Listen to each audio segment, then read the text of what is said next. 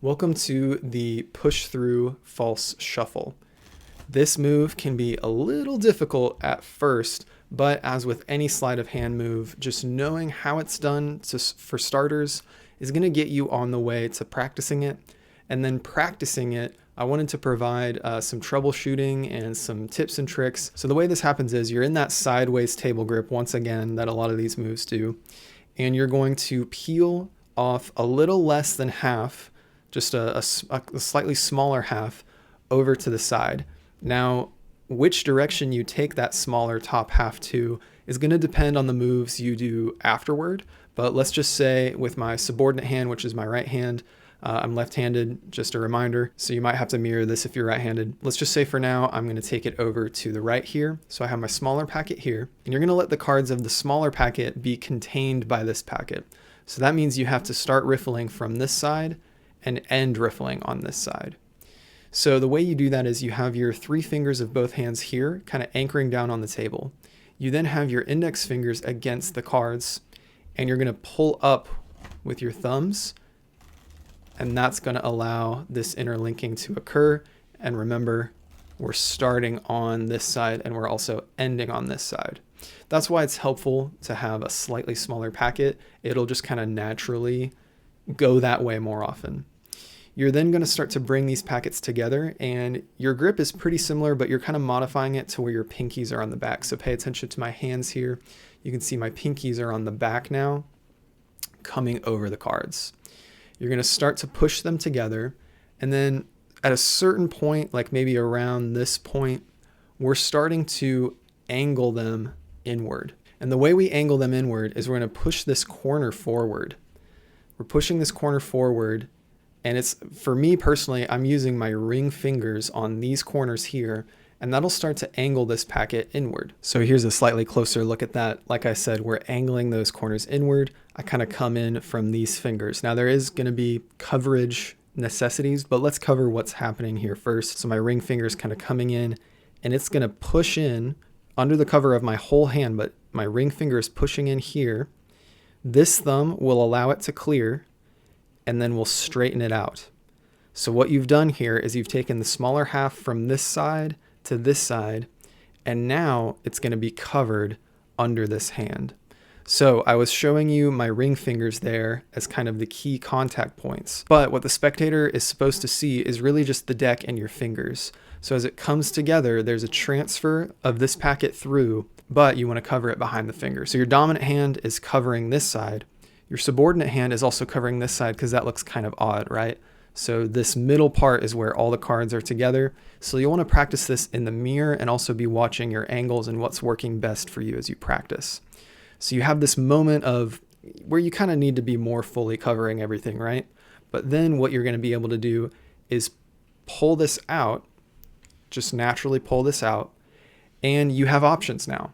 So one thing you can do is you can shuffle these back together, and then you can do a push through into the other side. And then of course, if you were to keep pushing them through, you would just be shuffling over and over again. So you have to end it at some point. But one thing you can do right now as you're practicing just this move is you can just cut this to the top, right? Now, I don't think that's the best way to end this move. I think the best way personally would be to do an up the ladder shuffle, which we teach on the channel as well. You can check that out in the playlist. So if you're able to go from a push through shuffle where you've pushed through and then you start your up the ladder here, remember this is the top packet. So if you come around and then start your up the ladder, that is a pretty natural way to end the cut. So that sets you up in performance to say something like, all right, let's just shuffle the cards. So you shuffle them, and then you go to up the ladder and you say, I'm just going to give them a little bit of a cut. So when it comes to difficulties, I think what I encountered when learning this move was first a bit of pressure. So what helps these cards move together and not get lost is paying attention to what those fingers are doing at each stage. So the first part, I'm keeping them straight and flush so that the two packets are clear. I push them in towards each other, still two clear separate packets, and then my fingers angle them so that I have still this clear distinction, but they're starting to be able to be pushed together. Angle, then this thumb will clear onto the other side while the ring finger comes and pushes through. Once everything is cleared, really this thumb is what needs to clear over to the other side. You can then square up. Because if you don't do that, your thumb's going to be in the way. So finger placement at each moment is a really important aspect to making sure this packet clears through. Other than that, this is an untested theory, although to my memory it might help. If you have a slightly older deck that's starting to clump, that might be a little more difficult, so make sure you have a new or new-ish deck, and that might be able to help you with practice, just being able to keep your packets together, but also keeping it from having too much friction just while you're learning so that you can get the move down. As you get better, you'll want to decrease how obvious that angle is, right? When you're just starting out, I think it's totally appropriate for you to really accentuate that angle just so you understand the mechanics and you can get the move down.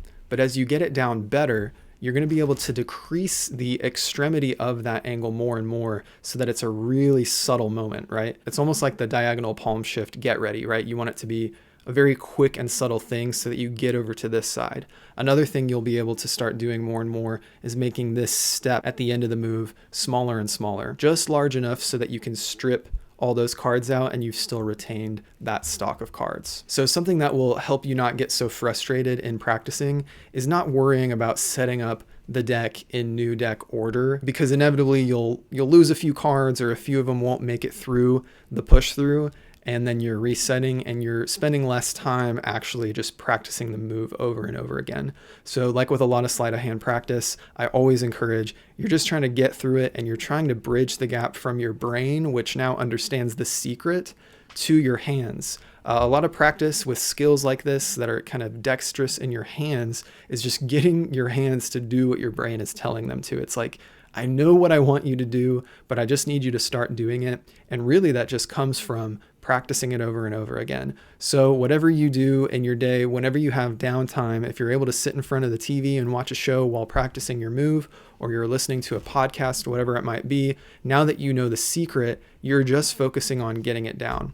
And you'll find troubleshooting things that I haven't told you. You'll find things that help you accomplish the move and make it work for in your hands. The last thing to consider after you get the mechanics of the move down and you feel like you're doing it comfortably is to start performing it in front of the mirror and in front of the camera so that you can watch angles and you can watch for any flashes you're doing. If you're flashing between your fingers, if any of those transfers aren't looking right, the illusion is what matters most. So in order to get this to be really fooling, you'll want to practice it not just while you're hanging out, but at a certain point you'll want to transition to practicing in front of the mirror. Like I said, watching the windows between your fingers and watching your angles as well, and figuring out how you need to position at the critical moments of the push through so that it will be fooling to your audience. But those are your basics on the push through false shuffle. And if you'd like to learn other moves to go around it, like I said, I have that in our tutorial playlist. We're also going to be teaching a routine with them, so be on the lookout for that. Or if it's later that you're seeing it, it might already be up, so be sure to check that out. But thank you so much for watching. If you liked this video, please like and subscribe. And until next time, stay a hobbyist at heart, keep enjoying your magic, be kind to yourself and others, and I will see you guys in the next video.